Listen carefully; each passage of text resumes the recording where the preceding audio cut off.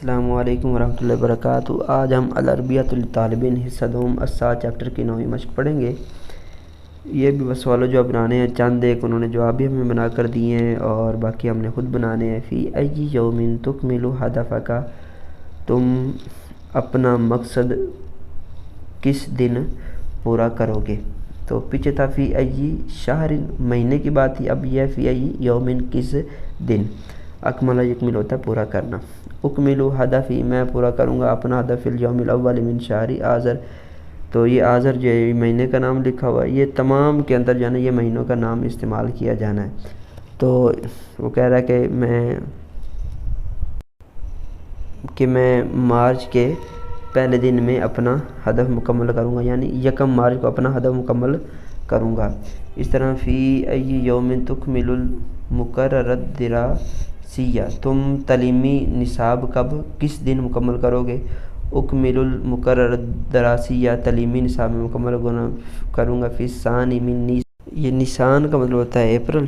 تو اب ترجمہ یہ بن جائے گا کہ میں 2 اپریل کو تعلیمی نصاب مکمل کروں گا۔ تو یہ تمام کے اندر آپ نے یوں ہی مہینوں کا استعمال کرنا ہے۔ شروع کے اندر جو سوال دیا گیا جیسے فی ای یوم تدفع النقود لی، تم مجھے پیسے کس دن دو گے؟ ادفع النقود، میں تمہیں دوں گا پیسے فی الیوم الثالث عشر من ایار۔ تو یہ آگے مہینے کا نام آ گیا اور اس کے پیچھے جو ہے نا وہ تاریخ آ گئی ہے۔ اسی طرح فی ای یوم تبدأ تدریس المنہج الدراسی، تم کس دن درس نامے کی تدریس شروع کرو گے؟ ابدأ تدریس المنہج الدراسی فی الیوم الاول من شہر آذر، وغیرہ جو بھی آپ مہینہ لگانا چاہیں۔ اس طرح فی ای یوم تدفع الرسوم لک، تم مجھے فیس کس دن دو گے؟ الرسوم کہتے ہیں فیس کو۔ تو آگے ادفع الرسوم لک، اور آگے فی الیوم الثالث عشر من ایار لگانا چاہیں، جو بھی آپ لگانا چاہیں۔ اسی طرح ہم نے یہ تمام جملے مکمل کرنے ہیں۔ یہ اس کے آگے لکھا ہوا ہے فی ای یوم تأتی النقود لک، تمہارے پیسے کس دن آئیں گے؟ تو اب یہاں پہ تأتی النقود آ جائے گا، تأتی النقود لی فی الیوم الثالث من نیسان، یا جو بھی آپ مہینہ لگانا چاہیں۔ اس طرح فی ای یوم ترسل النقود الیہ، تم مجھے کب بھیجو گے؟ ارسل ہوتا ہے بھیجنا، تم مجھے پیسے کب بھیجو گے، یعنی میری طرف تم کس دن پیسے بھیجو گے؟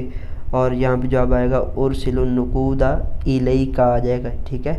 اب میں آپ کی طرف جو ہے نا وہ پیسے بھیجوں گا فی الیوم الاول یا فی الیوم الثانی، جو بھی آپ لگانا چاہیں، اور آگے من شہری مہینے کا نام لگا دیں۔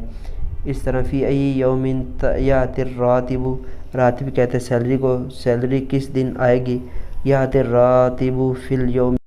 اسی طریقے سے جو ہے نا یہ ہم نے ساری مشق جو ہے وہ حل کرنی ہے، اور یہ تحولو جو ہے نا یہ آگے احولو میں تبدیل ہو جائے گا۔ کوئی اور اس کے اندر مشکل بات نہیں ہے۔ امید ہے آپ کو سبق سمجھ آیا ہوگا۔ اگلے سبق میں پھر ملاقات ہوگی، تب تک کے لیے اللہ حافظ۔